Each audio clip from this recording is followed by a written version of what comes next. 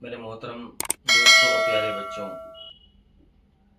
Good morning, Sabah अल खैर, शुभ प्रभात।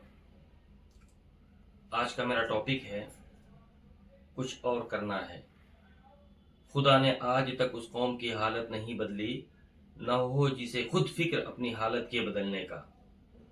प्यारे बच्चों, 18वीं सदी में जिन अंग्रेज़ों की सरफरोशी ने हिंदुस्तान को ब्रितानिया की नौ आबादी बनाया, उसमें लॉर्ड ब्राइट क्लाइव, जिसकी पैदाइश 1774 है और इसका इंतकाल 1725 में हुआ, का नाम सरफहरिस्त है।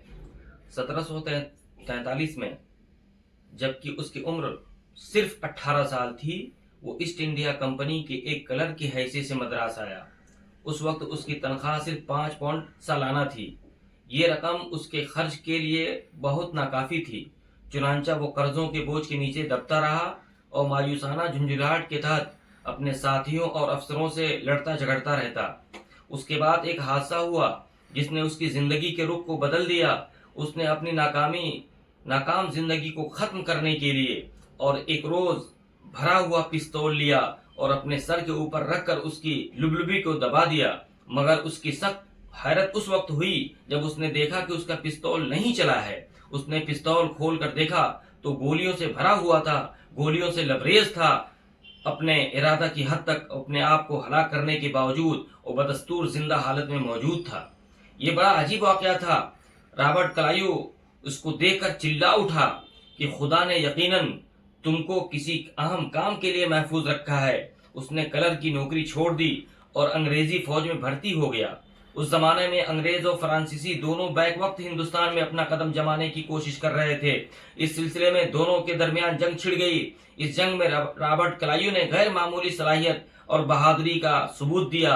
उसके बाद उसने तरक्की की। उसको अंग्रेजी फौज में कमांडर इन चीफ की हैसियत हासिल हो गई, जिसमें रॉबर्ट क्लाइव ने मायूस होकर खुद अपने हाथ से अपने पिस्तौल ऊपर चला दिया था। उसको उसके बाद ये मकाम मिला। ब्रिटानिया की तारीख में उसको हिंदुस्तान के अव्वलीन फातेह की हैसियत से लिखा जाएगा।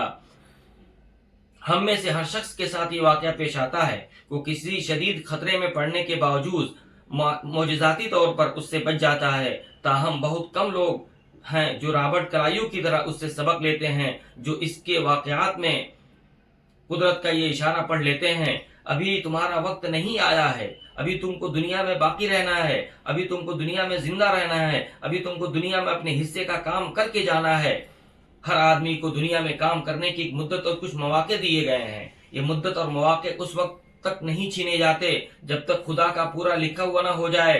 अगर रात के बाद खुदा आपके ऊपर सुबह तुलू करे तो समझ लीजिए कि खुदा के नजदीक अभी आपके अमल कुछ दिन बाकी हैं, आपके करने के लिए कुछ काम बाकी हैं। अगर आप इन हादसात और इस दुनिया में अपनी जिंदगी को बचाने में कामयाब हैं तो इसका ये मतलब है कि खुदा के मंसूबे के मुताबिक आपको कुछ और करना है, जो खुदा आपसे चाहता है, जो अभी आपको करना है। Have a nice day. Thank you very much. शुक्रन जजीला।